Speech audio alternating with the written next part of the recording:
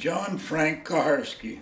A sweet 16, but I hate to say it, 104. I was born in 1920. I joined up in 1941. Well, we landed in France 20 minutes after 7. I drove a fuel truck for the tanks. We were standing back. When the infantry was getting off, we were standing back with the trucks and the tanks to get unloaded. And then it was, long story short, we got on shore. It was a surprise. It was like, I don't know how to explain it.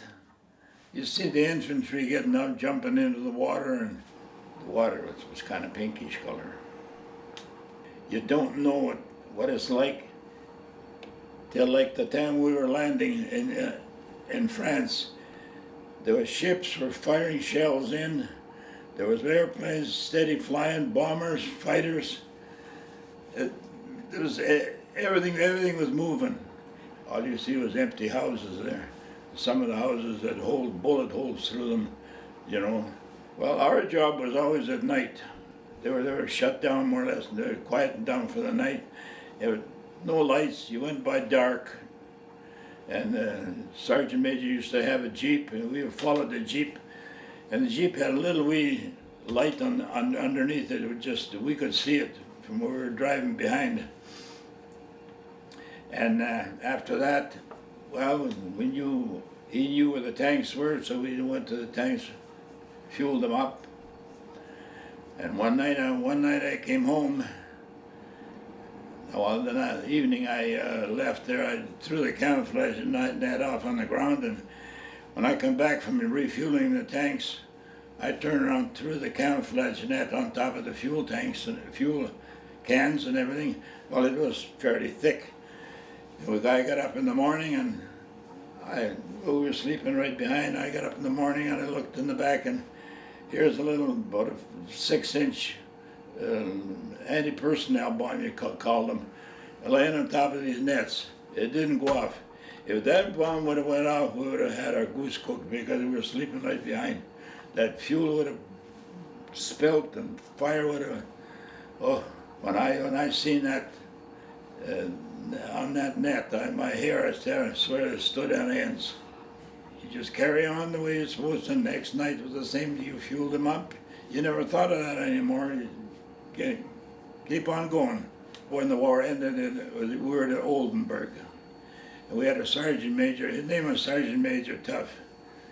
Well, he was a tough guy, but he says, "Okay, boys," he says, "the war is over. Got a break." A couple of us ran across the canal, and there was a canoe there, went across the canal, and we went on the other side, and I seen there was girls over there working on the field, and they had pee on the tunic. And I knew they were Polish, so I started talking to Polish, and they couldn't understand that I would talk in Polish so good.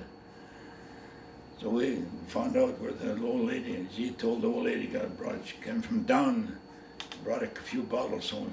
So we went in and got a couple of bottles out of the basement and come back. So when got back, Sergeant Major Tough said, "Where were you, Corporal Kuharski?" Oh, I pulled out this bottle of whiskey to give it to him, and he had a smile, and he was everything. The problem was over. We were back again. All's forgiven. All forgiven, yes. I think about it, all goes through my mind.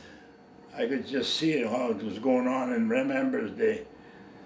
But there's nothing you can do now, or nothing I could do at that time, or nothing I can do now. I just hope that things don't stretch any further than they are now in the world, because it's going to be too bad. I've been very, very lucky in my life. I don't know, my health is good, and I get along with people, and I figured you're the same as I am, and I'm not any better than you, or you're not any better than I am. Did you expect that you'd make it to 104? No. I don't think many of us That's do. the biggest surprise in my life. Every year it happens. Every birthday you're like, what? Well, hang another branch on a tree.